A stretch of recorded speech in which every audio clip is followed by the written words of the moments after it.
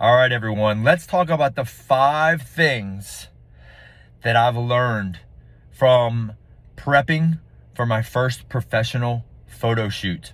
All right, this is important stuff that I want you guys to know and I want you guys to learn from. And I think you're going to be able to gain a lot from this and apply it to your own life going forward. Number 1, discipline, right? I was so disciplined for the last 20 weeks, like dialed in disciplined, all right? And the only reason that happens is to know that I was working towards something. So I think it's very important. We always talk about this. What's your why? It's got to be more. It's got to be something more than just losing weight or losing body fat or fitting better in clothing. For me, it was a photo shoot. It was important for me to be ready for this photo shoot, for Grace, for my wife. This is important for us to do something together. And that's why I was so dialed in and disciplined. And I did what it took, right? People say success leaves clues. Well, I got clues from my wife and I got clues from some other coaches and close friends that have done this before. I didn't reinvent the wheel. I got coached through this like I would coach you through something. I reached out, right? And needed help, right? I needed to know the steps and the blueprint to follow to reach suboptimal body fat levels. Some places I've never been before. I've never gone here before. I've dibble dabbled and tried many different dieting lifestyles, like for years, right? I've gotten some pretty good results over the years, but nothing like this. I've done nothing like this, dialed in this deep and to the T, right? The discipline that it needed to get here, right? Tracking every calorie, tracking every morsel that went into my mouth. I knew exactly how many calories I was taking down on a daily basis. The daily cardio, the weight training that went into it, the sleep, the recovery, like everything I did. I learned a ton about myself. Not to say you have to do that, right? You may not be interested in getting to suboptimal body fat levels and getting to, the levels that I did, and it's not necessary, right? You can still get in great shape. I've proven that over the years. I've gotten in great shape and gotten to some incredible places, but I wasn't where I am now, right?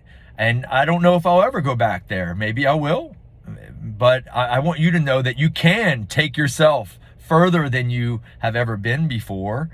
But you don't necessarily have to go as hard to get great results either, right? It's a whole different conversation. But I want to tell you what I learned, and it was extreme discipline. And the cool thing about this, number 1 thing that I want you to learn is the discipline and the structure and the habits that I accrued and formed through this 16, 20 week process was that it carried over. It bled over into so many other aspects of my life.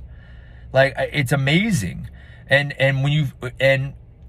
I feel so good, and I'm the healthiest I've ever been, and I'm the most confident that I've ever been, that I'm just so much more positive. So it bled over into an incredible relationship with my wife, which I already had one, but we're closer than ever. So we did this together, right? So the discipline and the structure and the habits and the commitment, the consistency that went into all this, it just brought our relationship so much closer, right? So that's a positive thing I wasn't expecting. Also, the relationships with others. Because I feel good and I'm healthier, I'm in a better mood, I'm more positive. My relationships with others is better. My parenting has gotten better. I make my bed. I'm more organized. I clean the kitchen more. I'm more meticulous in a good way, not OCD way. I am more structured. My attention to detail is better. Like, these are like small things that have made a big impact on my life. And it was because of this process. So people don't talk about that enough. It's always just about fat loss and weight loss and fitting in better into their clothing. But there was so many other positive things that came from this that bled over the discipline from this journey bled over into so many other positive things in my life. And I think that's incredible. And I think it needs to be talked about more, that when you feel better and you're healthier, and the discipline that it took you to get healthier and fit in better clothing and lose the weight, it carries over to so many other positive things in your life, and you don't even know it yet. So I think that's something I want to talk more about. All right. Number 2, the power of meal prep. And I've always had food available. I've always told clients that the number one thing that ruins diets is not having food available, right? But meal prepping with my wife on Sunday and Wednesdays, that was our thing. Sunday morning, we got up and we got food ready. And like under an hour, we would have like 3-4 days worth of food ready. And it was something, once again, we did together, which brought us closer. We bonded during this time together. We spent more time together. We obviously trained together. We ate together. We meal prepped together. But the meal prepping is so important. And I can't overemphasize that more. Like, you guys out there make bad choices most of the time because food isn't available. So therefore, you make bad choices when you're at home, but worse off, there's no food at all at home. So therefore, you go out to eat and you have no idea what you're eating, right? And when you don't know what you're eating, it means you're eating mindlessly and you're taking in too many calories. So don't wonder why you're not losing weight, because you don't know what the heck you're putting in your mouth, right? So if you meal prep, you're more than likely more aware of what you're putting in your mouth, okay? So that's very important, the power of meal prepping. And you can do that in a multitude of ways, and we can talk more about that in a different video, or you can ask that question and I'll answer it another time. Creating streaks and habits. This has been huge for me, and I've talked about this in the past, but man, I have done a walk of some sort of cardio, whether it's walking on a treadmill, walking outside with a vest, or getting on a stair climber, or getting on a ski erg, something for 45 to 60 minutes, well over 100 days in a row now. It's a streak I don't want to break. It's a habit to me now. And that's going to be hard for me to break that. It's not a hard habit for me to do. I wake up earlier. I wake up at 5 or 6 a.m. every day and I get on the treadmill. Or if I can't do it then, I do it in the afternoon. But I am very active. And it may not seem a lot to you, or may seem like way too much to you, but ultimately it's calories being burned. And I talk so much about that with my clients, and you've heard me talk about it before.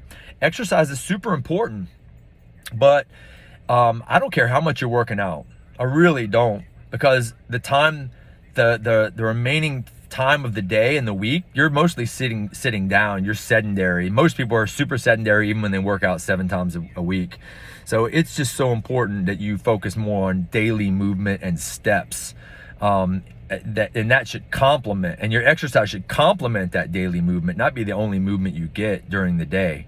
So that movement for me has been just huge from a calorie expenditure standpoint, from my body composition changing. I've never done it. I've never put so much effort or emphasis on cardio before. Just didn't think it was necessary. Kind of fought it.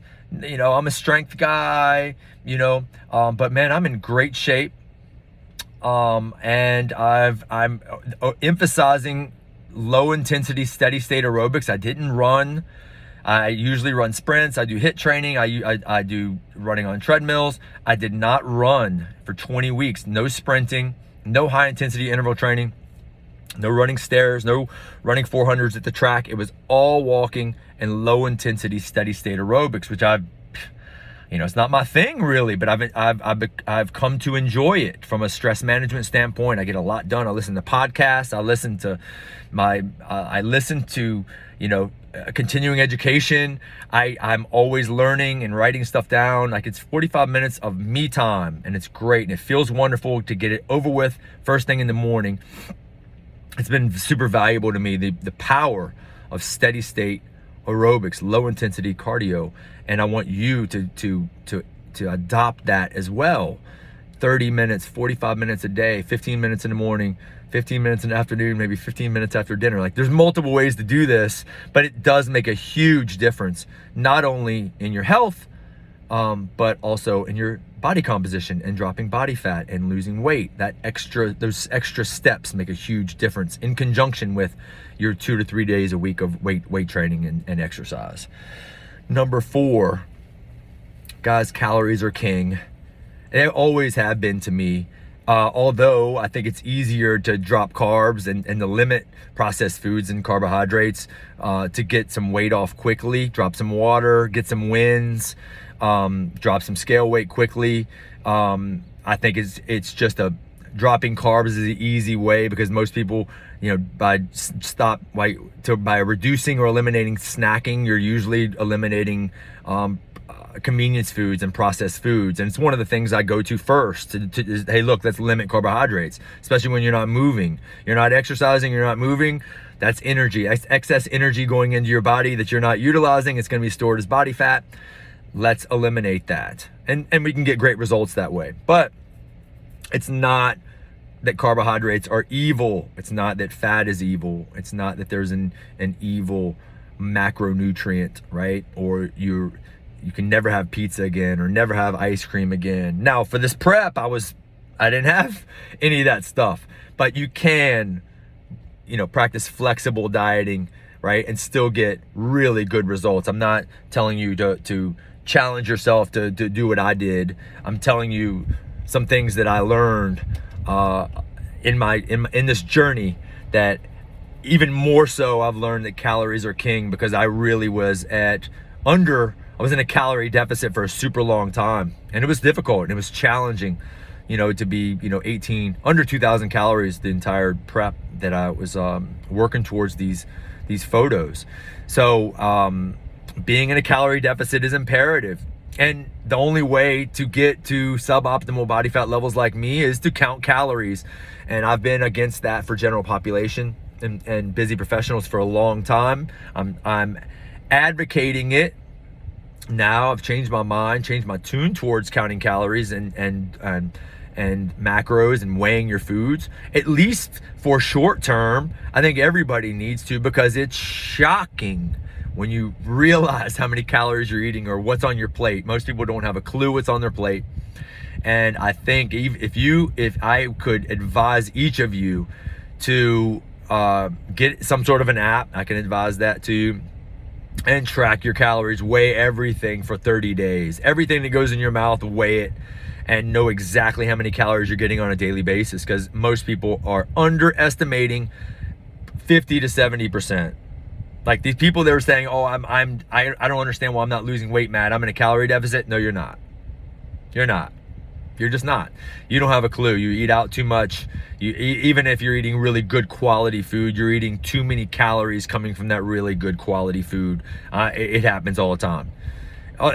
So I think everyone needs to, for a little while at least, track their macros, every morsel that goes in their mouth, so they can visualize their plate, what the 350 calories on their plate looks like, and then they associate it. So now going forward after the 30 days, they go, wow, that's too many calories. I'm only going to eat half of that. Because most people are overeating every time they eat, and they're wondering why they're not losing weight. And it's pretty simple. They're taking in too many calories. All right. So calories are king.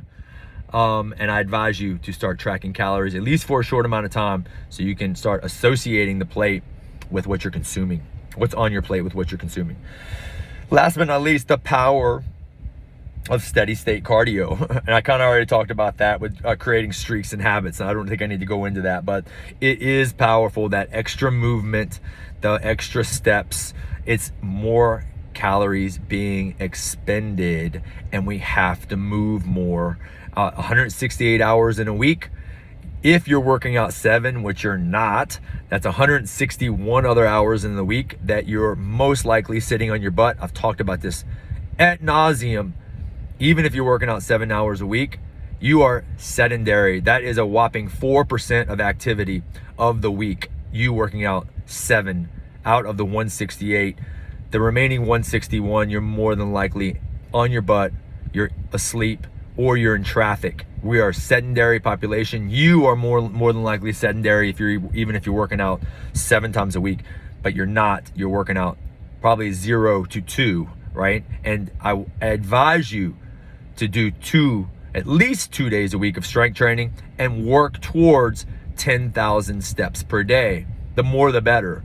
And that means you're gonna have to seek opportunities to move. That means you're gonna have to wake up earlier, go to bed earlier, go to bed freaking earlier. We all have the same 24 hours in the day. I get up, I go to bed earlier, and I get up earlier so I can get my cardio in before the day begins. And you can do this too, right? You can do this as well. You just have to make it a priority in your life. If you can increase your steps, you're not only gonna get healthier, but you're gonna drop weight too. You're gonna drop body fat in conjunction, obviously, with eating less calories, eating better quality food. All these positive things, great things are gonna happen. You're gonna get healthier. You're gonna have better blood work. You're gonna feel better. You're gonna be more confident, better self-esteem, better posture. Like, there's so many positive things that are gonna come from you moving more and getting stronger, which bleeds over into other aspects of your life. Trust me on it. Mental clarity, relationships, your spouse, your relationship with your spouse, your children, how clean your house is. You're gonna make your bed, the discipline and the structure that's gonna come from all this. It's not just about looking better. Getting healthy will carry over to so many other positive things in your life. You don't have to go to, under 10% body fat like me and get to, to photo shoot ready like me. You don't have to go that far, right? You don't have to go as far as me. But I'm just telling you what I did and what I learned from this experience, and it was a very positive experience, and I'll do it again. And a lot of things I learned, I will continue to, because why would I change it? Incredible things happened during this time.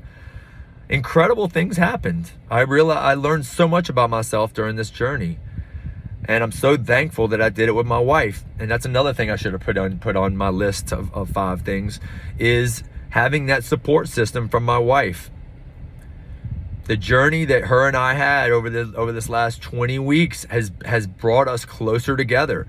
And I always stress that with clients when we're on a weight loss, fat loss journey, or seeking better health, is first thing I ask is, who's your support system? Got to have a why, of course, a big why, but who's your support system? Do you have somebody at home that will support you, and hopefully they'll join you, right? Not only your spouse, but hopefully your friends and the people that are in your environment, your friends that are surrounding you, because they could either bring you down or they can bring you up. So sometimes you got to lose some friends to get what you actually want.